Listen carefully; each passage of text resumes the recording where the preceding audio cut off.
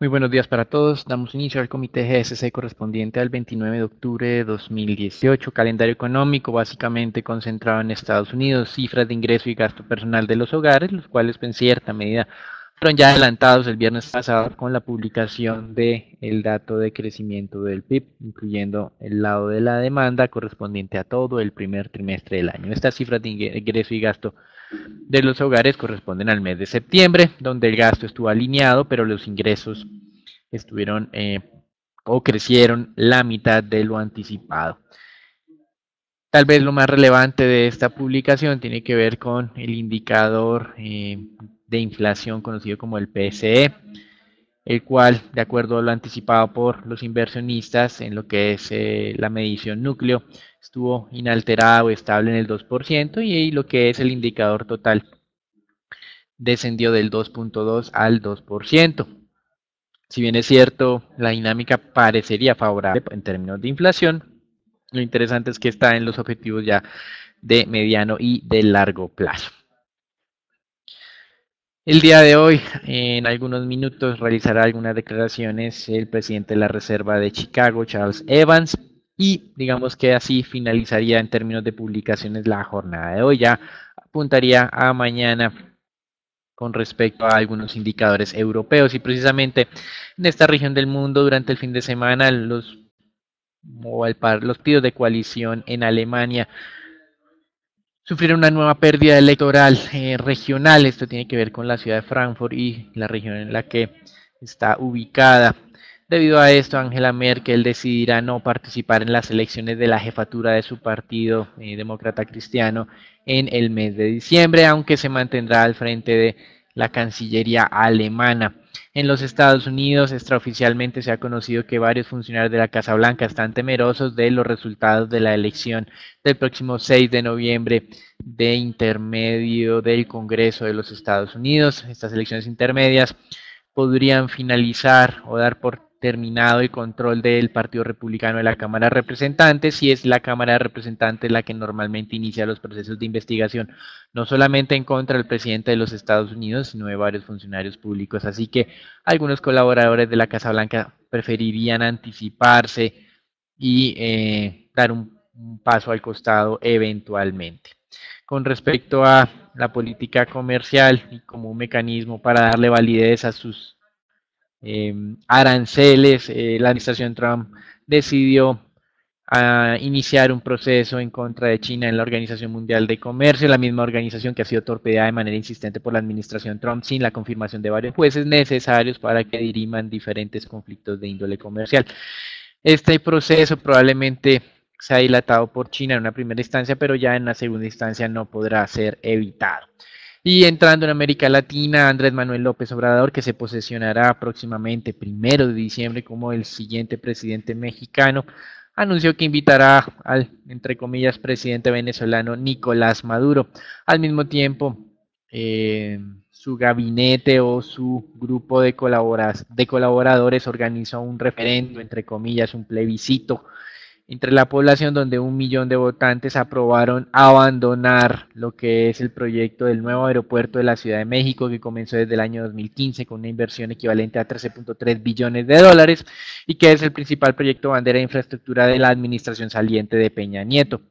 Esto ha sido tomado de manera negativa por los inversionistas, que veremos más adelante han mostrado una fuerte depreciación del peso mexicano en una jornada en la que en apariencia los mercados emergentes estarían recuperándose, así que no sería nada raro ver una fuerte depreciación del peso mexicano y otros mercados emergentes tomando una dirección contraria. Veremos si Colombia es capaz de hacer esto también.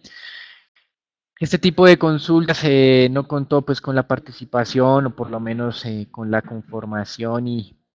administración normal del árbitro electoral en México, y por eso es considerada por la oposición como una consulta ilegal. Lo que busca Andrés Manuel López Obrador es que en vez de construir un nuevo aeropuerto tan costoso y que en el cual tiene dudas acerca de los contratos de licitación, se haga más bien una renovación del actual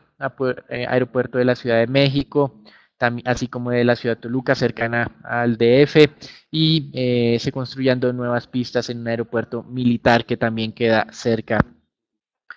al aeropuerto de la Ciudad de México. Veremos en qué termina todo esto, pero sin duda estos primeros pasos generan algo de incertidumbre. En Brasil, como era esperado, Jair Bolsonaro, candidato de extrema derecha, obtuvo en la segunda vuelta la presidencia con una votación de 55 a 45. El último sondeo había dado 56 a 44 y hace un mes la votación era 60 a 40, es decir que cada vez que pasaban más días se iba estrechando la diferencia, pero no iba a ser suficiente para que el candidato del Partido de los Trabajadores, del expresidente Lula, alcanzara la jefatura. Es un giro que está dando Brasil desde la izquierda hacia la derecha, básicamente por el cansancio que generaron esos 13 años de mandato del Partido de los Trabajadores, donde pues no estuvieron exentos de los escándalos de corrupción que han venido afectando a toda la clase dirigente brasileña. Aquí es interesante que el Jair Bolsonaro ha sido, digamos, en cierta medida diputado en Brasil por cerca de 30 años y hasta el momento no ha sido involucrado en ninguna de esas investigaciones de corrupción. En sus primeras declaraciones, pues habló de manera amigable con los mercados, por eso hoy Brasil ha tenido una buena dinámica de arranque. Y también, pues, el principal asesor económico que se espera sea su próximo ministro de Hacienda, afirmaba que iban a trabajar de manera prioritaria en una reforma pensional y en la firma de pactos de comercio o de libre comercio bilaterales. En Argentina, el viernes pasado, el Fondo Monetario ratificó el acuerdo de asistencia a este país y acelerará los desembolsos de aquí hasta el año 2019, los cuales serán de casi 36 billones de dólares, cuando esos son cerca de 19 billones superiores a lo que se había firmado o pactado en el mes de septiembre. Este afán que tiene el Fondo Monetario Internacional busca respaldar la administración argentina de Macri y de alguna manera tranquilizar a los inversionistas y frenar la acelerada depreciación del peso argentino. Con respecto a los mercados accionarios, el día de hoy lucen un poco más positivos. Por supuesto, hay unas excepciones como es el caso chino, una caída cercana al 2% en el índice Shanghai y en otros índices compuestos de casi 3%. El resto de plazas tienen valorizaciones cercanas al 1 o al 2%. Como mencionamos, México con ese referendo no oficial como tal, en la que se abandonaría ese proyecto de renovación del aeropuerto de la Ciudad de México, pues también se ha visto afectado, pero el resto de mercados emergentes va bien. Hay fuertes movimientos en el sector tecnológico en los Estados Unidos, lo cual en teoría también está impulsando este índice accionario y esta semana tenemos, digamos, una semana muy importante desde el punto de vista de publicación de resultados, no solamente en Estados Unidos con Facebook y Apple, sino en el mundo en general, Samsung, Alibaba, Exxon, Chevron, BP, Shell y Credit Suisse. En noticias corporativas, pues como lo mencionaba Daniel, IBM acordó la adquisición de la compañía de software Red Hat por 34 mil millones de dólares, un intento por diversificar un poco los negocios de hardware que tiene actualmente la compañía y de consultoría en productos y servicios también de este mismo nicho. Con esta transacción, IBM se posicionaría como el primer proveedor mundial de nubes híbridas y pues esta sería una estrategia de corto plazo para intentar competirle lo que son los gigantes de tecnología como son Amazon y Microsoft. Esta semana pues tendremos varios resultados corporativos, ya digamos que pasamos lo que fue la semana de entrega de resultados del sector financiero y entramos a lo que sería resultados de lo que ya es el mercado como tal de consumo y de retail. Veremos que a la fecha 242 compañías han reportado resultados referentes al tercer trimestre del 2018 con una sorpresa del 82,64% en línea en lo que fue ya la cifra de la temporada anterior. Durante la semana se tendrán resultados de compañías de consumo, como les mencionaba, es el caso de Mastercard, Facebook, eBay, General Motors y el miércoles a cierre de mercado tendremos los resultados de Netflix que son también bastante esperados por el mercado. En cuanto a los futuros del Standard Poor's, vemos que estos presentaron un comportamiento mixto finalizando la semana. Veremos que continúa lo que es esta señal de tendencia a la baja por debajo de lo que es el nivel de los 2.700 puntos, considerado como este nivel de congestión que vimos también se mantuvieron los futuros en lo que fue los meses de febrero a mayo. Por el momento, seguir monitoreando ya lo que sería el siguiente soporte en los 2.600 y el nivel de entrada que pues ya se encuentra bastante alejado del nivel actual en los 2.817 puntos. En cuanto al mercado de divisas, a pesar de que pues ya se llevó a cabo la segunda jornada o la segunda vuelta de elecciones presidenciales en Brasil, vemos que el real pues sigue liderando las ganancias, un avance del 0,35%, está moderando un poco lo que era ese avance tan fuerte que venía presentando en las semanas anteriores, liderando casi siempre lo que es el movimiento de las principales monedas y con avances por encima del 1%. El IDX, que les recuerdo que mide la fortaleza del dólar frente a las 6 principales monedas, sobrepasó el nivel de los 95 puntos, tocando un máximo de los últimos 2 meses, luego de conocerse el dato de PIB en Estados Unidos, que pues le dio un impulso adicional a la moneda del peso mexicano. Vemos que es la moneda más golpeada para la jornada, un retroceso del 1,80% en medio pues de estas noticias que se llevan a cabo, y veremos que en el mercado de materiales básicos el oro pues retrocede levemente, digamos un retroceso del 0,27% en vista de lo que sería esa incertidumbre de los mercados accionarios que parece estar aplacándose a la apertura de hoy. En cuanto al petróleo, este cerró la semana en el terreno positivo, estuvo respaldado un poco por lo que será la imposición de aranceles por parte de Estados Unidos a Irán, que se llevará a cabo durante la semana, y vemos que mostraba, digamos que un rebote al alza desde ese nivel mínimo de los $66 y acercándose una vez más a lo que es nuestro nivel de referencia en los $68 el barril. La resistencia se ubica sobre los 69, pero pues por el momento monitorear lo que sería esta recuperación al alza para la referencia del WTI. El dato de plataformas activas estuvo en línea con las estimaciones de los analistas. Esta presentó un aumento de 2 unidades frente al dato anterior, ubicándose en 875 plataformas. Y desde la parte pues técnica estamos viendo, de hecho, a esta hora de la mañana, primera señal de posible agotamiento con lo que es esta recuperación hacia los niveles de los $68 el barril.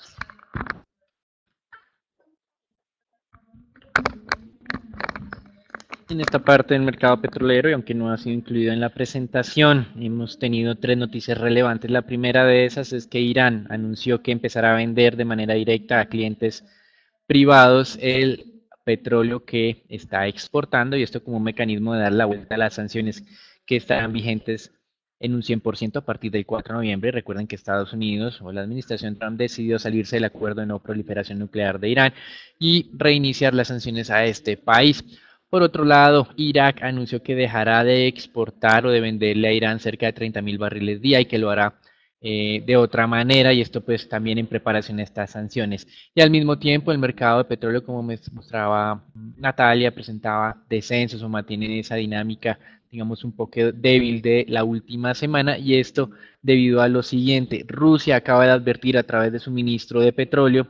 que no ve razones por las cuales tendrían que reducir su producción próximamente. Así que si bien es cierto, vemos que el precio del petróleo ha estado estable en los mínimos de la última semana, pues estos anuncios simplemente lo dejan como en stand-by, como no, digamos, abre desde el lado fundamental la posibilidad de un fuerte repunte, como lo está sugiriendo la parte técnica que estamos viendo en este momento, como eventual cansancio de esa tendencia bajista. Así que hay que estar pendientes en toda esta dinámica del mercado petrolero. Las declaraciones y los intereses, no solamente de Rusia, sino de Arabia Saudita en contra de Irán, todavía están jugando un poco en contra del mercado petrolero. Con respecto al mercado de renta fija, el día viernes Standard & Poor's decidió sorpresivamente para algunos ratificar la calificación soberana de Italia en BBB. Todavía son 2 escalones por encima de lo que es considerado grado especulativo o bonos basura, como le gusta a la prensa decirlo. Con respecto a esto también tomó algunas decisiones o algunas advertencias. La perspectiva de la deuda soberana italiana pasó de estable a negativa y habló con preocupación acerca del sistema bancario italiano, que es el principal inversionista de los bonos soberanos, y que si llegara a haber, como estamos viendo, unos incrementos exagerados en las tasas de descuento de estos títulos, generaría grandes pérdidas al sistema bancario, necesitaría una inyección de capital, y por eso está la observación sobre este sobre este sector. Al mismo tiempo, el gobierno de coalición de Italia anunció dos temas. El primero de ellos, que está en capacidad de congelar algunos de los beneficios sociales incluidos en el presupuesto en caso de que fuera necesario. Y segundo, que está trabajando en un plan alternativo para el sector financiero en caso de que fuera necesario. Estos anuncios en apariencia, como ustedes pueden ver, han generado unos beneficios para los bonos italianos, descenso de 15 puntos básicos en las tasas de descuento o tasas de rendimiento exigidas sobre estos títulos, y ha impactado también a la periferia europea. Algunos mercados emergentes también se han beneficiado de esta dinámica. Sin embargo, como manifestábamos en los últimos comités, los Estados Unidos, la Reserva Federal en apariencia está jugada a mantener esos incrementos graduales de tasas de interés. Ya manifestábamos que ese nivel de inflación objetivo de la entidad está en el 2%, es decir, está cumpliéndose con los indicadores actuales a través del PCE, como veíamos el día de hoy. También la semana pasada, Rafael Bostic, presidente de la Reserva de Atlanta, ratificaba su sesgo alcista en tasas de interés, diciendo que la entidad debería evitar un sobrecalentamiento de la economía, justificando, entre otras cosas, con una tasa de desempleo de 3.7% por debajo de lo que él considera el equilibrio de largo plazo, que es de 4%. Hasta aquí el reporte internacional. Recuerden, una jornada que está, o una semana que está comenzando un poco mejor de lo que tuvimos la semana pasada, pero existe aún o permanece una gran inestabilidad, altos niveles de volatilidad, por lo que las apuestas deberían mantener siéndose pues cautelosas por parte de los inversionistas. Damos comienzo al reporte Colombia, donde el viernes pasado, de acuerdo al anticipado, sin ninguna sorpresa, el Banco de la República de manera unánime decidió mantener la tasa de referencia inalterada en el 4.25%. Desde el lado corporativo, Fitch Ratings ratificó la calificación AAA para EPM y sus filiales, pero advirtió acerca de esa perspectiva negativa por los impactos negativos derivados o que podrían derivarse de este problema de la hidroeléctrica Ituango. Recuerden que hay implicaciones en retrasos en ingresos recibidos, sobrecostos por la crisis que presentó en el en el segundo trimestre de este año, así como con las expectativas o el cambio en la expectativa de desapalancamiento de la compañía. Fitch Ratings afirma de manera insistente que el nivel de desapalancamiento, un nivel de 4 veces EBITDA de deuda, es digamos, como un nivel importante a seguir, que en caso de que lo lleguen a superar, pues obviamente esto dispararía, de acuerdo a lo que hemos entendido en el reporte de Fitch, las reducciones en la calificación. Así que estos son los anuncios por ahora, los dejamos con Natalia.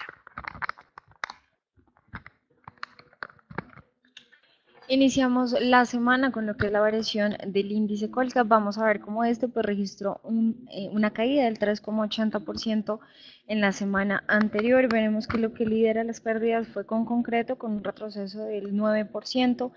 muy en línea, lo que ha sido una caída bastante pronunciada de esta acción en lo corrido del año y también pues atado a lo que es un débil desempeño que hemos visto en el sector cementero. En segundo lugar, se ubicó preferencial Grupo Sura con un retroceso del 8,51%, también retrocediendo un poco, vemos que se ubica cerca de los 30.000 pesos por acción. Y en tercer lugar, ETB vuelve a ser la acción más golpeada de la semana, retrocesos del 7,27%. Mantenemos lo que es perspectiva negativa sobre este emisor. La acción de hecho se mantiene en mínimos históricos, vuelve a estar por debajo de los 300 pesos por acción, algo que no veíamos para la misma, y pues se está acercando a lo que sería el siguiente soporte que tendríamos en mente desde la parte técnica en los 250 pesos por acción. En el terreno positivo, tan solo dos acciones registraron variaciones al alza, lo que fue Promigas con un avance del 5,72% después de su salida, y pues lo que se espera sea su salida del índice accionario, y Canacol con un avance del 2,27%, cerrando justo sobre los 9.000 pesos, pero pues es usual para esta acción que tengamos alta volatilidad en este emisor.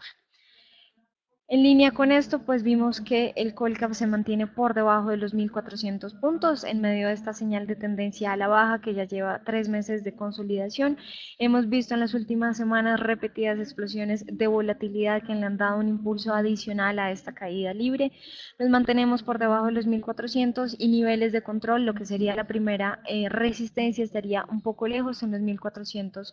40 puntos y sería el nivel a considerar si se llega a dar cualquier rebote al alza, muy en línea a lo que sería aparente recuperación de los principales mercados accionarios. Les recuerdo que el miércoles tendremos la publicación de la canasta definitiva respecto al rebalanceo del índice Colcap, el cual entrará en vigencia el 1 de noviembre. En cuanto a la temporada de entrega de resultados, el día viernes Grupo Nutresa reveló sus cifras para el tercer trimestre del 2018. Frente a estas damos una primera lectura positiva. Los ingresos totales vamos a ver que tuvieron un aumento de 2,3% para este trimestre frente al mismo periodo del 2017, ascendiendo a 2,2 billones de pesos, donde la exploración de lo que son segmentos de innovación fue clave para este aumento. Hay que recordar que durante el trimestre, y esto lo discutimos en comités previos, se hizo la adquisición del 60% de Naturela, que es una compañía y era una compañía que está enfocada en lo que es el segmento de alimentos saludables y snacks funcionales, con lo cual Nutresa también le apuesta a este nicho de mercado que está cobrando bastante popularidad dentro de Colombia, por lo menos. Las ventas en Colombia, de hecho, aumentaron 4,1% para el periodo de enero a septiembre, representando el 64% aproximadamente del total de las ventas de la compañía.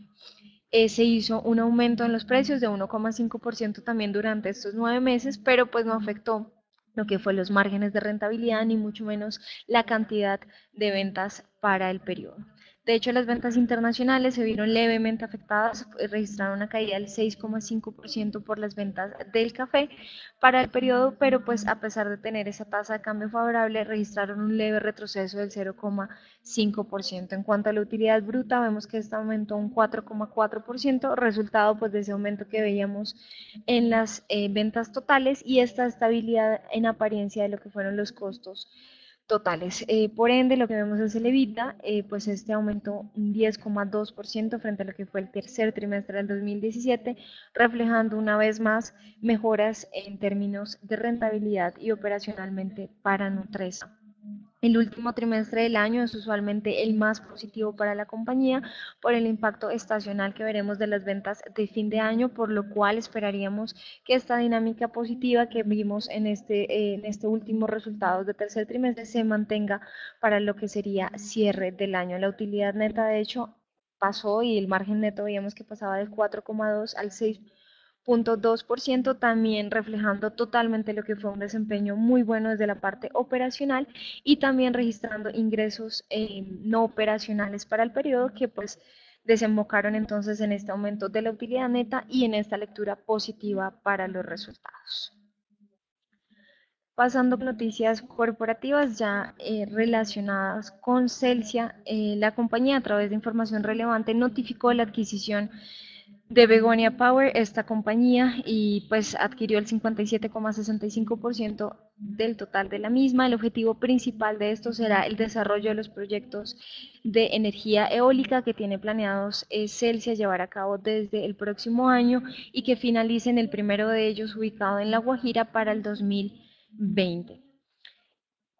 En cuanto a la acción de Ecopetrol, vamos a ver cómo esta, pues se dieron varios anuncios durante la jornada del viernes. El vicepresidente de Desarrollo y Producción manifestó que la compañía planea implementar un proyecto piloto para la explotación de yacimientos no convencionales a través del fracking. Se tiene que pasar a consideración el proyecto para que las autoridades ambientales y energéticas lo aprueben, pero pues en el plan se invertirían cerca de 50 a 110 millones de dólares en las zonas ubicadas en el Valle del Magdalena Medio. Los beneficios económicos que estima el vicepresidente serían de 1.000 millones de dólares en regalías, que pues equivalen en un 44% de las regalías que reportó la petrolera para el 2017. Desde la parte técnica, pues se ve una señal de cambio de tendencia que hemos monitoreado en las últimas jornadas, es después de lo que fue el ataque al nivel de los 3.800 a la baja. De hecho, hoy, con lo que es también esa leve recuperación en los precios del petróleo, se está acercando de nuevo a los niveles de los 3.800, pero les recuerdo monitorear muy de cerca los 3.600, que ya sería entonces nuestro soporte de corto plazo, y la resistencia que ya se ubica sobre los 3.900, y fue este techo dentro de este leve canal lateral que registró la acción en lo que fue finalizando mediados de octubre y ya finalizando lo que es este mes. Y finalmente, en lo relacionado con la acción de Sura, también algunas noticias corporativas. Se conoció a través de medios que Harbor International Fund, que es el fondo que ya hemos venido mencionando que está liquidando su participación importante en Colombia, concluyó lo que ya fue la venta de participación, por lo menos en Grupo Sura. En esta mantenía una inversión de cerca de 268 millones de dólares, equivalente a 17 millones de acciones ordinarias, y el viernes de hecho veíamos un flujo bastante importante de ventas sobre esta acción, que pues fue confirmado entonces con la salida total por lo menos de este emisor de este gran fondo. La acción ha caído fuertemente desde finales de enero de este año y recientemente sobrepasó lo que fue el nivel de los 32.000 pesos a la baja, en una tendencia negativa que pues ya lleva bastantes meses de consolidación y que pues sigue estando rezagada frente a lo que ha sido una leve recuperación también de algunas acciones al alza. Sobre esta manteníamos recomendación de compra, pero pues logró lo que fue nuestro nivel de máxima pérdida, razón por la cual pues estamos esperando lo que sería un rebote al alza para considerar entonces posible movimiento al alza y una nueva recomendación de compra sobre este emisor. Y pasando con el peso colombiano, pues continúa bastante débil frente al dólar, se mantuvo el día viernes por encima de los 3.150 y estamos viendo una apertura también sobre ese nivel de cierre en los 3.182, de cerca a los 3.200, que es considerado ese máximo de los últimos 2 años. En el mercado intradiario, monitorear niveles de los 3.140 y 3.100 pesos, que es considerado el soporte de corto plazo para el peso colombiano. Y finalmente, en lo relacionado con los test del 2024, estos cerraron sobre el 6.47 y vemos una apertura sobre este mismo nivel, acercándose de nuevo al nivel del 6.50, que fue el máximo registrado durante comienzos del año. No se mantuvo, pues digamos que mucho tiempo allí, retrocedió inmediatamente, pero estamos viendo que esta tendencia positiva en términos de tasa viene con bastante fuerza y podría culminar entonces alcanzando ese nivel del 6.50 en el corto plazo. Mercado intradiario, monitorear niveles del 6.38, 6.34 y el último soporte, que es la última banda de nuestro indicador, sobre el 6.30. Aquí damos por finalizado el comité del día de hoy. Les recordamos conectarse todos los días por redes sociales. Feliz semana para todos.